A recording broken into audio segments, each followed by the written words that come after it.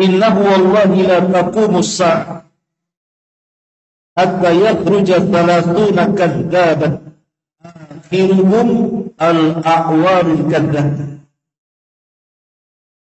Kata Nabi SAW, demi Allah, tidak akan tegak hari kiamat sampai keluar 30 para pendusta, di mana yang paling akhir di antara mereka adalah orang yang memiliki mata satu, maksudnya Dajjal, dan dia seorang pendusta. Baik. Ma'asyiral muslimin yang dimuliakan Allah Subhanahu wa taala. Pada nomor urut yang ke-6 ini, Nabi sallallahu alaihi wasallam menyebutkan bahwa di antara tanda-tanda kiamat yang mendekati kiamat besar ataupun mendekati kemunculan tanda-tanda kiamat besar adalah munculnya para pengaku nabi. Di zaman Nabi sallallahu alaihi wasallam,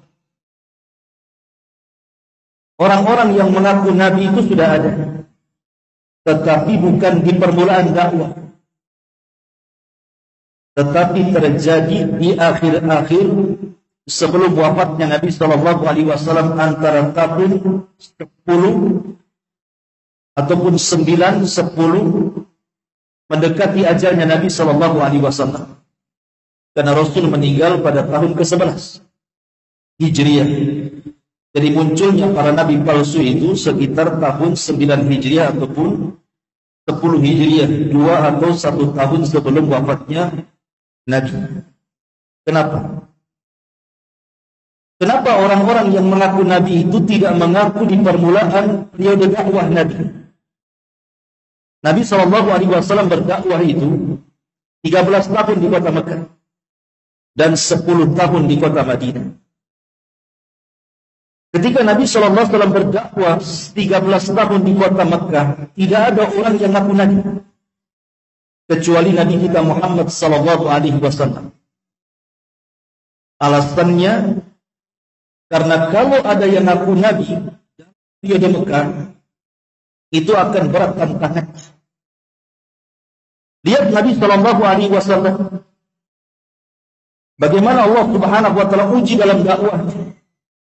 Berusaha untuk dijelek-jelekan, dituduh sebagai penyihir, dituduh sebagai orang gila, dituduh sebagai perangkai syair, dituduh sebagai pemecah belah, bahkan kemudian disakiti, bahkan kemudian diusir, bahkan ada upaya pembunuhan.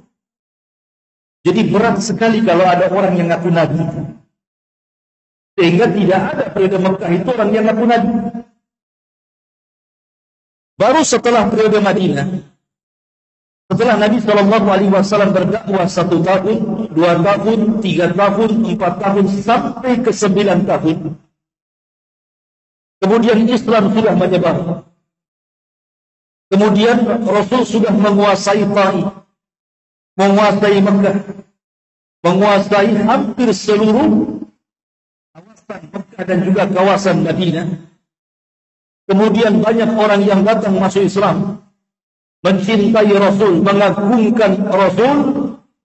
Terpikir oleh orang-orang yang ngaku Nabi, enak juga ngaku Nabi itu.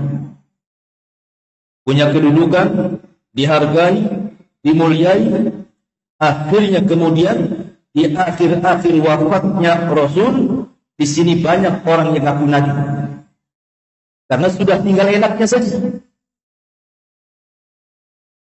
Maka ketika itu muncul 4 orang yang mengaku Nabi. Yang pertama orang yang mengaku Nabi adalah Al-Aswad Al-Ansi di Yaman. Kemudian yang paling bahaya adalah Musailamah Al-Kadzdzab di Yamamah, atau sekarang disebut dengan Najd ataupun Riyadh sekarang mungkin ini. Kemudian yang ketiga Tulaihah. Yang ketiga Tulaihah ibn Khuwailid ibn Nufail al-Asadi. Tulaihah ibn Khuwailid ibn Nufail al-Asadi ini pun mengaku Nabi.